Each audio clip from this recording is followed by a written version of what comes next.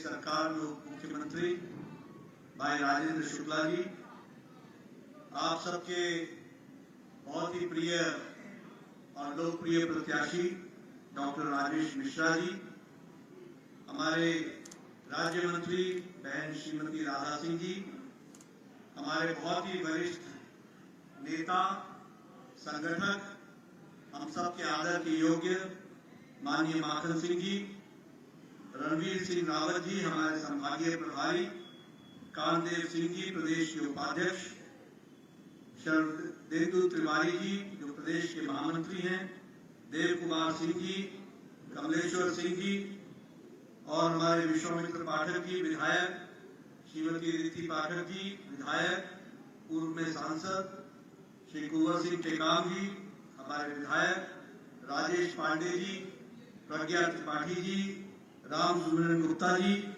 के तिवारी जी, राजेंद्र मिश्राम जी, शरद कोल जी, राम निवास शाह जी, सम्मानित मंच और इतनी बड़ी संख्या में एकत्र आए देवी और सज्जनों, बड़ी संख्या में मेरी माताएं बहनें और बड़ी संख्या में युवा साथी और प्रिंट मीडिया और इलेक्ट्रॉनिक मीडिया के मेरे साथी, आज जब मैं यहाँ चुनाव की सभा में आया हूं तो आप सब लोगों का उत्साह देख करके मैं भी उत्साहित हूं। जो उमंग मैं देख रहा हूं, जो उत्साह मैं देख रहा हूं और जो आप लोगों ने एक तरीके से राजेश मिश्रा जी को चुनाव में विजय हासिल करने का जो मन बना लिया है, उस उत्साह को देख करके मैं विश्वास मुझे हो रहा है कि आप सब लोग आगे आकर इस बार फिर मोदी सरकार बनाएंगे और 400 पार करेंगे, ये बात। लेकिन मित्रों, जब मुझे यहाँ सीढ़ी में आकर आप लोगों के दर्शन करने का मौका मिलता है तो मुझे एक बात और भी याद आती है कि ये दिल्ली में बैठे हुए परिवार के लोग, फिर चाहे माता जी हो, चाहे बेटा हो, चाहे बेटी हो, इनको क्या समझ में आएगा कि भारत का मन क्या है और भारत का मूड क्या है और भारत ने किस तरीके से मन बना लिया। मुझे याद है 4 महीने पहले मैं यहां आया था, चुनाव में रीवा में आया था और सारे मध्य प्रदेश में घूमा था। उस समय मुझे साफ दिखता था कि एमपी के मन में मोदी है और मोदी के मन में एमपी है, और आज भी मुझे दिख रहा है कि एमपी के मन में और देश के मन में मोदी है और मोदी के मन में देश है और एमपी है। ये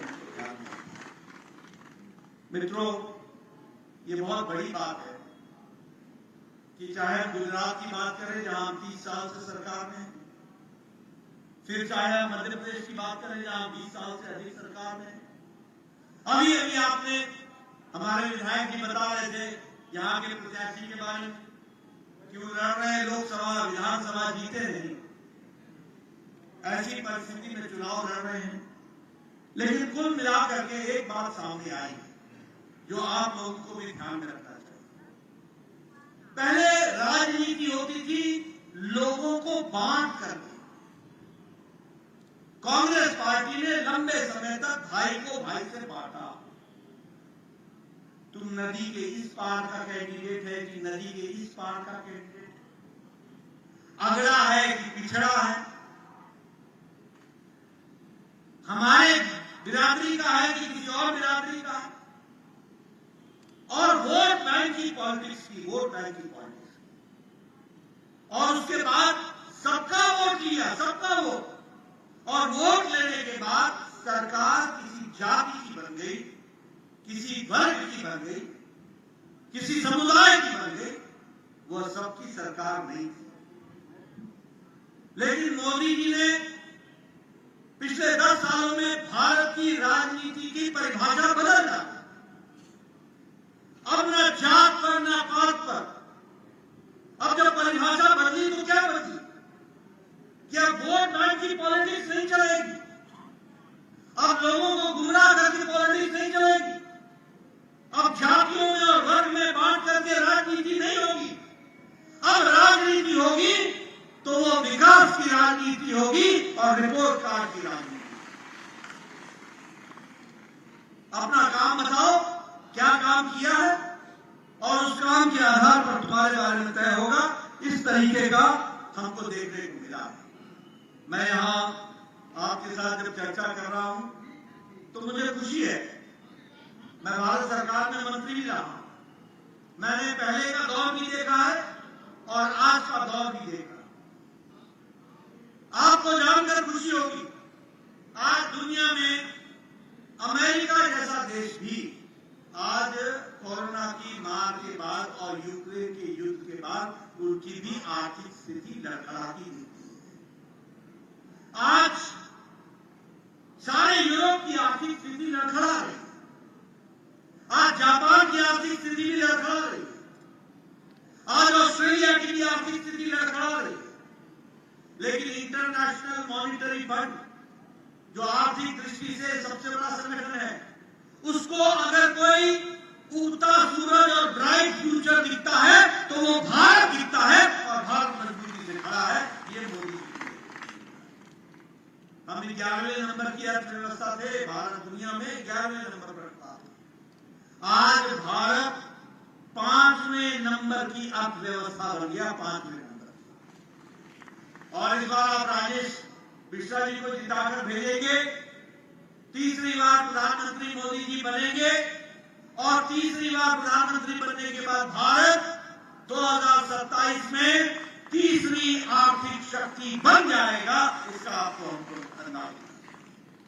मित्रों, आप लोगों ने सुना होगा ये गाड़ियों के बारे में, ये टोयोटा, ये डैटसन, ये जापान के बारे में। आज ऑटोमोबाइल मार्केट में भारत ने जापान को पछाड़ दिया है और भारत दूसरे नंबर पर, तीसरे नंबर पर खड़ा है। अब हमारे से आगे सिर्फ अमेरिका और चाइना है, तीसरे पर भारत खड़ा है। आपके हाथ में मोबाइल है, सबके हाथ में। 10 साल पहले यही मोबाइल पर लिखा होता था मेड इन चाइना।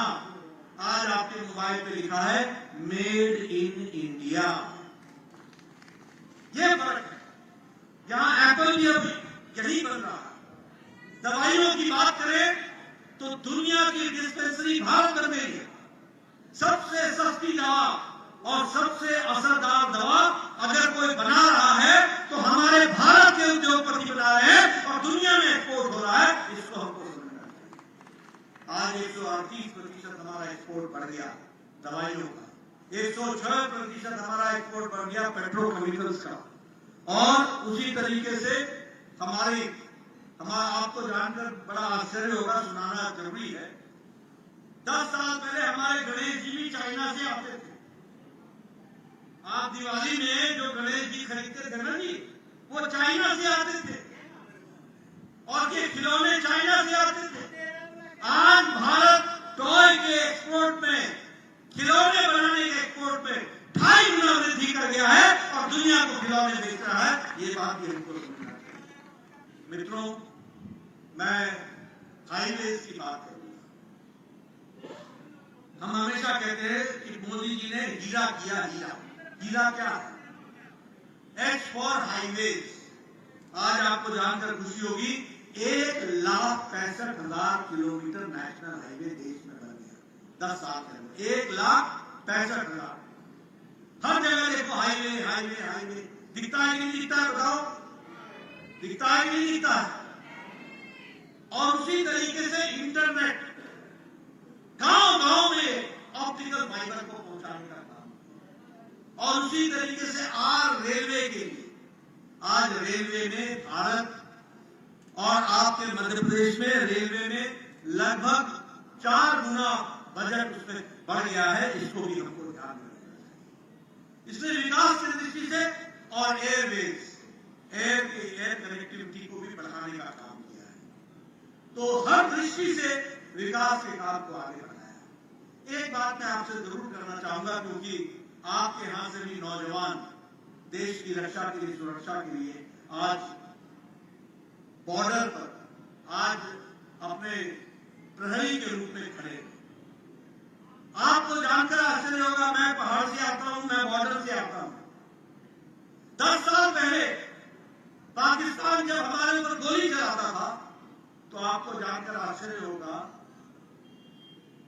पुंछ पे अगर गोली चलती थी तो वो रिपोर्ट करता था नगरोटा के सेंटर पर, नगरोटा रिपोर्ट करता था चंडी मंदिर, और चंडी मंदिर रिपोर्ट करता था दिल्ली हेडक्वार्टर को, और दिल्ली हेडक्वार्टर से कमांड आता था अभी रुको, अभी रुको, अभी रुको।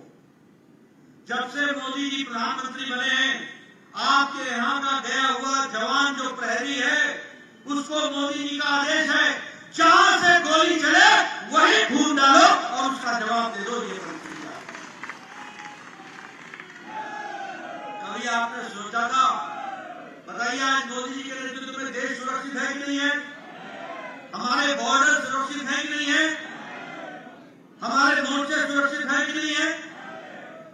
आपको जानकर कभी सोचा था कि अगर उरी में पाकिस्तान ने कोई घटना घटा दी हो तो 10 दिन के अंदर हमारे जवान जाकर के यहां झांसी से, यहां आगरा से, यहां ग्वालियर से, यहां से जाकर के और घर में घुस करके सर्जिकल स्ट्राइक किया और वहां पर उनका मुंहतोड़ जवाब दिया। इस तरीके की अगर पुलवामा की घटना घटी तो देश के प्रधानमंत्री ने खुले मन से दुनिया को कहा, पाकिस्तान तुमने बहुत बड़ी गलती कर दी है और इसका खमियाजा तुमको भुगतना पड़ेगा।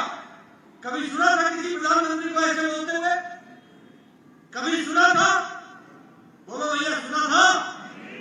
10 दिन के अंदर एयर स्ट्राइक करके पाकिस्तान के अंदर जितने भी हमारे खिलाफ चल रहे कैंप थे उनको ध्वस्त कर दिया। इस तरीके की परिस्थिति खड़ी। इसलिए मित्रों, सुरक्षा की दृष्टि से देखा जाए, हर दृष्टि से देखा जाए, आज देश आगे बढ़ रहा है और इसलिए ये नारा सही है कि अब की बार 400 पार, 400 पार करेंगे ना? एनडीए पार करेगा ना? हमारी माताएं यहां बैठी। मोदी जी ने पिछले 10 साल में गांव, गरीब, वंचित, पीड़ित, शोषित, दलित, युवा, महिला, किसान, सबकी चिंता की है कि नहीं की है? सबको आगे बढ़ाया कि नहीं बढ़ाया?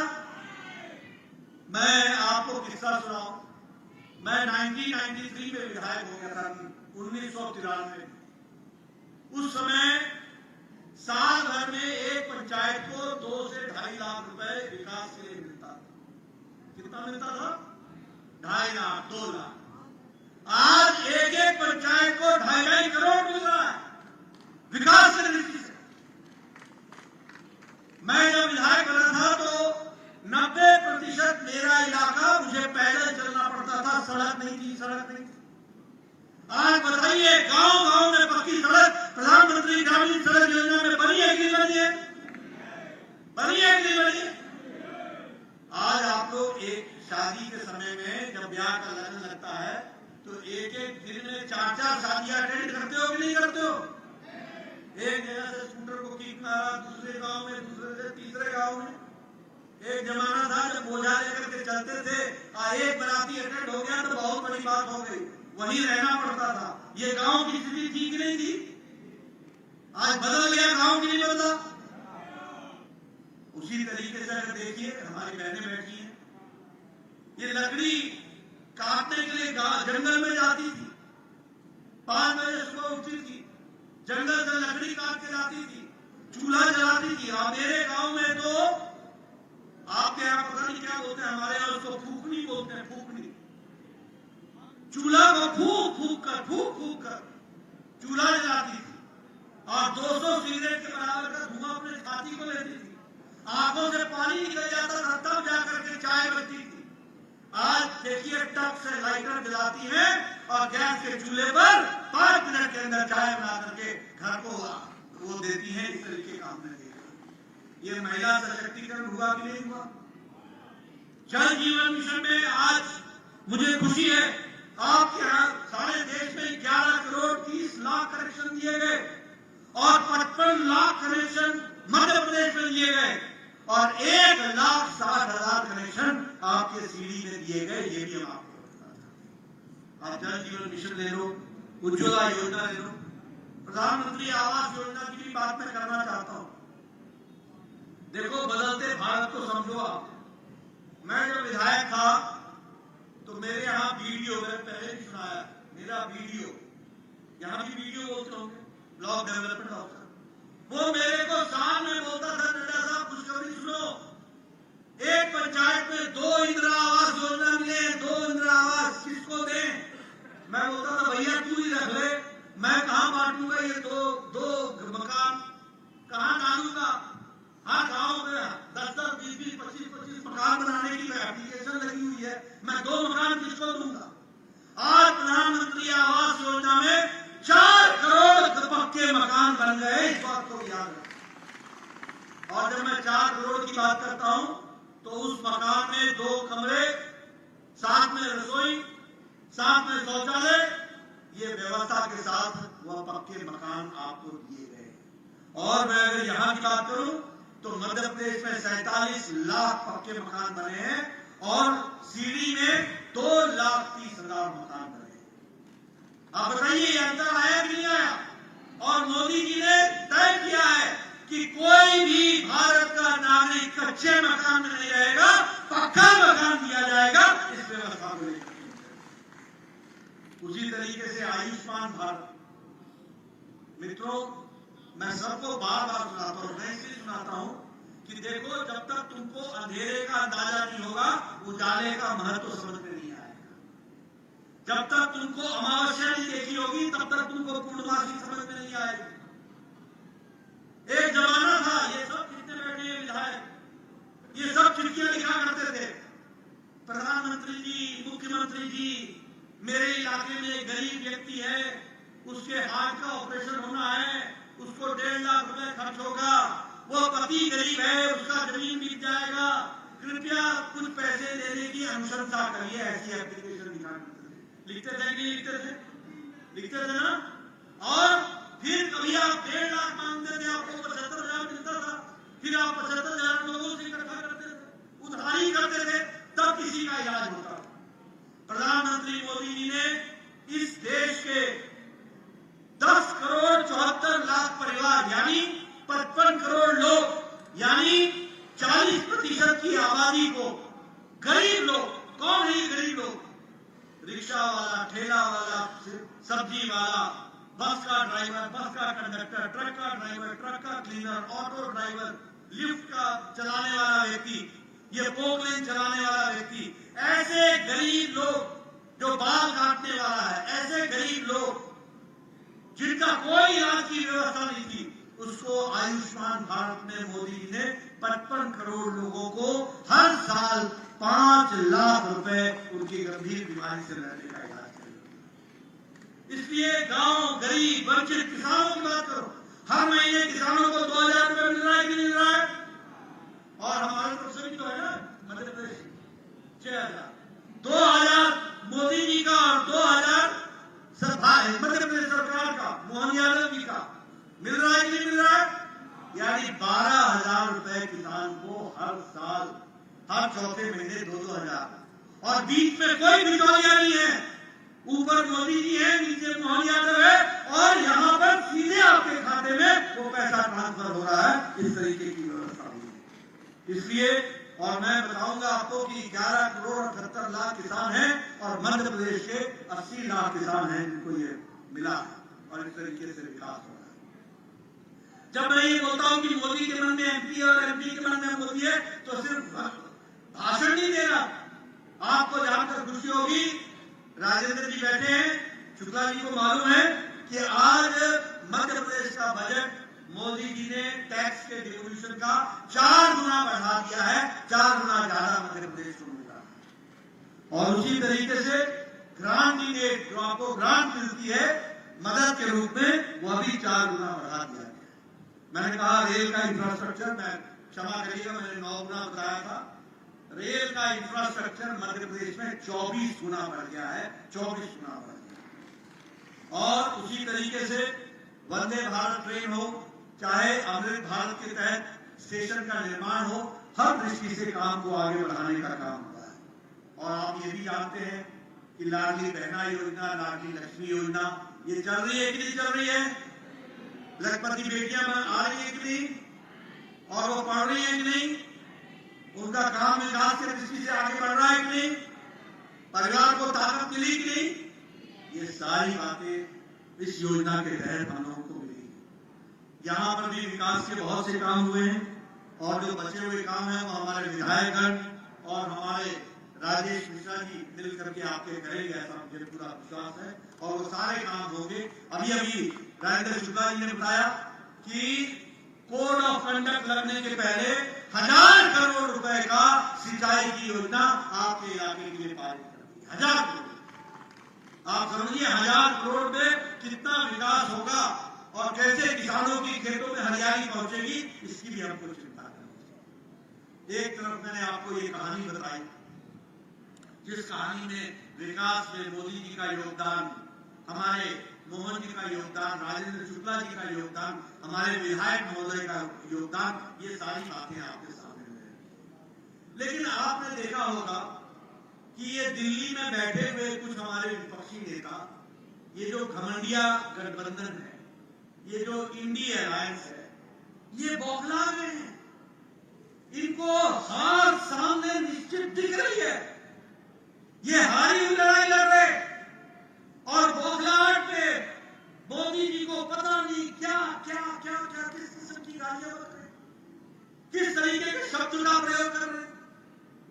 कल मीसा भारती ने ये कह दिया कि हमारी सरकार आएगी तो मोदी जी को जेल भेज देंगे।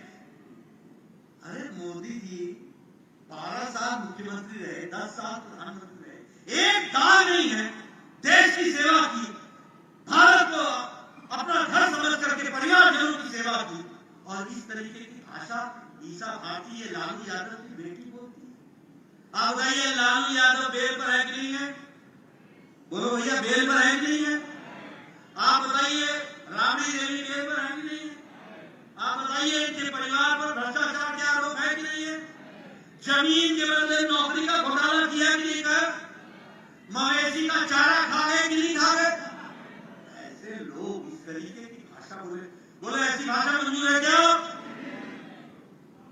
सारा देश मोदी जी के साथ खड़ा है ना? सारा देश मोदी जी के साथ खड़ा है। ये जो इंडी अलायंस है, ये जो गठबंधन है, ये दो बातों का गठबंधन है। एक, मोदी जी कहते हैं भ्रष्टाचार हटाओ, और ये सब कहते हैं भ्रष्टाचारियों को बचाओ। ये सारे भ्रष्टाचारी इकट्ठे हो गए। अंग्रेजी में कहावत है, bird of a feather flock together. एक तरीके के पंख वाले चिड़िया एक जगह इकट्ठी होती है। ये सारे भ्रष्टाचारी एक जगह इकट्ठे हो गए। और दूसरा, अपने परिवार को बचाने वाली पार्टियां। मैं आपके सामने बताना चाहता हूं, बताओ कांग्रेस के जमाने में कोयला घोटाला हुआ था कि नहीं हुआ था? आप बताइए कांग्रेस के जमाने में पनडुब्बी घोटाला हुआ था कि नहीं हुआ था? आप बताइए कांग्रेस के जमाने में हेलीकॉप्टर वेस्टलैंड का घोटाला हुआ था कि नहीं हुआ था? आप बताइए कांग्रेस के जमाने में चीनी घोटाला हुआ था कि नहीं हुआ था? चावल घोटाला हुआ था कि नहीं हुआ था? कॉमनवेल्थ गेम्स का घोटाला हुआ था कि नहीं हुआ था? 2G 3G का घोटाला हुआ था कि नहीं हुआ था?